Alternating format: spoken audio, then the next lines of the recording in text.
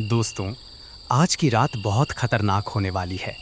उत्तर प्रदेश के एक छोटे से गांव में, जहां दिन में लोग हंसते खेलते खेत में काम करते हैं, पर रात होते ही सब दरवाजे बंद कर लेते हैं, क्योंकि वहां एक रास्ता है, काला रास्ता।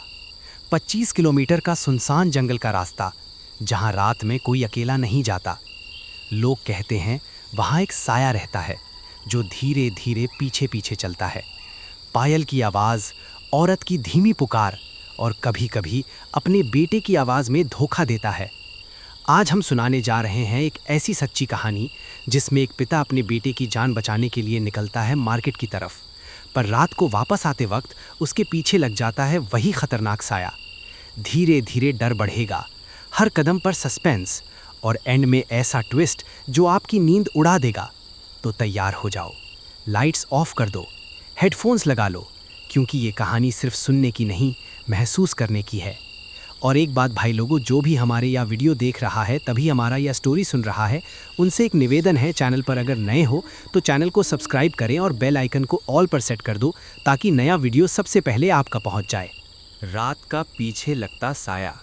भाई सुनो ये कहानी। ये कहानी है रामपुर गांव की, जो उत्तर प्रदेश के एक कोने में बसता है।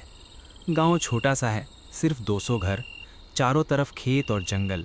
सुबह से शाम तक लोग खुश रहते हैं, खेत में काम, गाय चराना, बच्चों की हंसी। पर रात होते ही सब दरवाजे बंद कर लेते हैं, क्योंकि वहाँ एक रास्ता है जो गांव से 25 किलोमीटर दूर बड़े मार्केट तक जाता है। लोग उस रास्ते को काला रास्ता कहते हैं, क्योंकि वहाँ रात में कोई अकेला नहीं जाता। पुराने लोग कहते हैं वहाँ एक साया रहता है जो पीछे पीछे चलता है, और अगर वो पकड़ ले तो वापस नहीं आता। मैं हूँ सुरेश, उम्र 35 साल, गांव का साधारण किसान।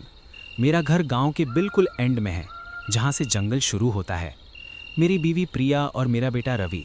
रवि अभी 5 साल का है। उस दिन सुबह जब मैं उठा तो रवि की तबीयत बहुत ख़राब थी। उसके शरीर में बुखार था, आंखें लाल, सांस तेज़। प्रिया रो रही थी। सुरेश, डॉक्टर ने कहा है ये दवाई सिर्फ बड़े मार्केट में मिलती है, जल्दी जाओ वरना बच्चा। उसकी आवाज़ रुक गई। मैंने तुरंत तैयारी की, साइकिल से स्टेशन तक गया, फिर बस पकड़ी। बस पुरानी थी, धूल भरी। गांव के 2-4 लोग थे उसमें, कोई सब्जी बेचने जा रहा, कोई अपने बेटे की शादी के सामान लेने। सब बातें कर रहे थे। सुरेश भाई, आज मार्केट लेट मत होना, काला रास्ता रात को मत पकड़ना, एक बुढ़ा बोला। मैंने हंस के कहा, अरे चाचा, मैं तो बस से ही वापस आ जाऊंगा। मार्केट पहुंचा दोपहर को। बड़ा शोर वाला मार्केट था, सड़क पर ठेले, दुकानें, लोगों की भीड़। मैंने पहले अपने गेहूं बेचे, पैसे लिए, फिर दवाई की दुकान ढूंढी। केमिस्ट ने दवाई दी, ये सिर्फ 3 दिन के लिए है, अगर बुखार ना उतरे तो हॉस्पिटल ले जाना। मैंने सब सामान बैग में डाला, दवाई, थोड़ी मिठाई रवि के लिए, प्रिया के लिए एक चुन्नी। सोचा जल्दी घर पहुंचकर बच्चे को दबाऊंगा, पर बार्गेनिंग में टाइम लग गया। जब मैं बस स्टैंड पहुंचा तो लास्ट बस 6 बजे चली गई थी। अब रात के 7 बज रहे थे। मोबाइल पर नेटवर्क नहीं था।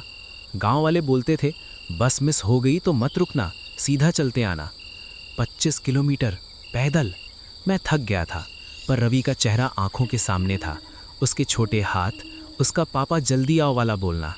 मैंने सोचा चलेगा, पहले 10 किलोमीटर खेत हैं, फिर जंगल, रात भर में पहुंच जाऊंगा। रास्ता शुरू हुआ। पहले तो सब ठीक था, चांदनी थी हल्की सी, खेत में हवा चल रही थी, सरसों के फूल खिले हुए थे, उनकी खुशबू आ रही थी। मैं चल रहा था, बैग कंधे पर, पैरों में थकान। सोच रहा था घर पहुंचकर प्रिया को बताऊंगा कि मैंने दवाई ले ली है, रवि को पिलाऊंगा, फिर थोड़ा दूध, सब ठीक हो जाएगा। पर धीरे धीरे अंधेरा घनेरा होने लगा। खेत खत्म हुए, अब जंगल शुरू। पीपल के पेड़, बनियान के बड़े बड़े पेड़, जिनके रूट सड़क पर लटक रहे थे। हवा ठंडी हो गई, बिल्कुल ठंडी, जैसे कोई बर्फ़ छू रही हो। मैंने अपनी शर्ट के बटन बंद किए। अरे ये क्या, इतनी ठंड कभी नहीं हुई यहाँ, मैंने खुद से बोला।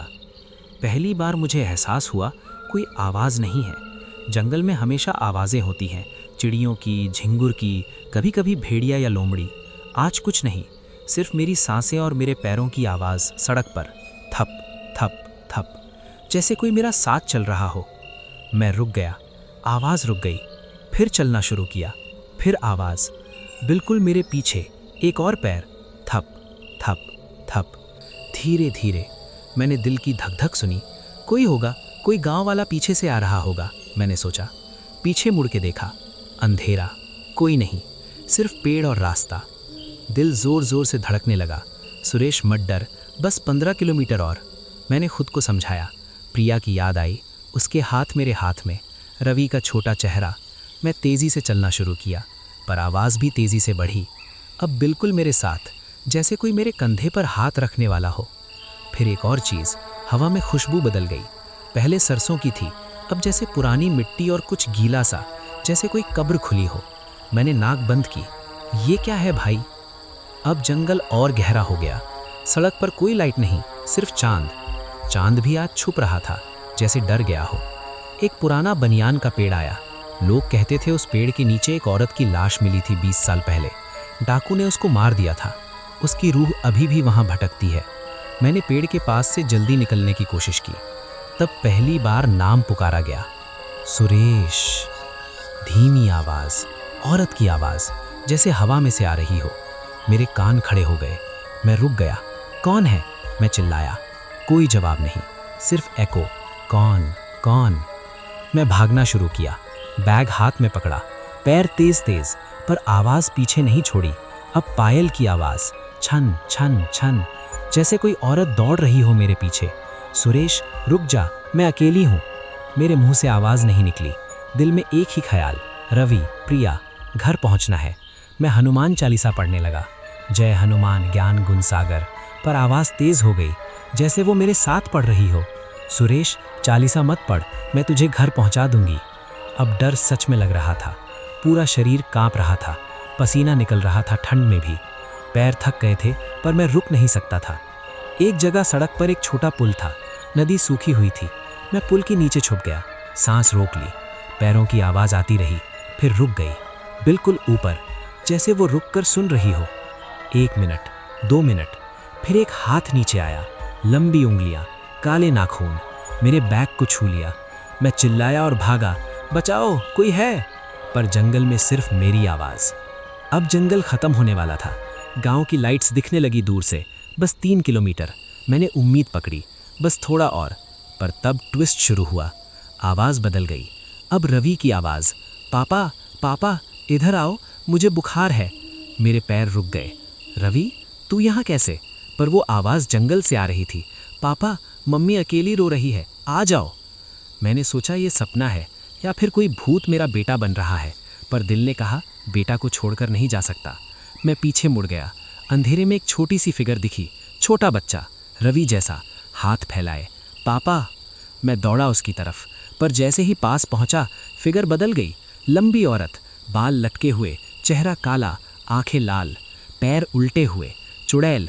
वो हंस पड़ी, तुझे धोखा दिया ना, अब तू मेरा है। मैंने बैग फेंका और भागना शुरू किया।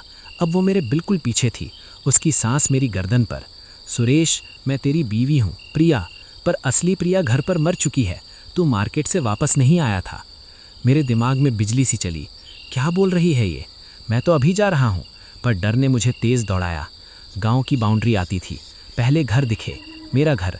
दरवाज़ा खुला था, प्रिया बाहर खड़ी थी। सुरेश जल्दी आ, रवि ठीक हो गया। मैंने उसको देखा।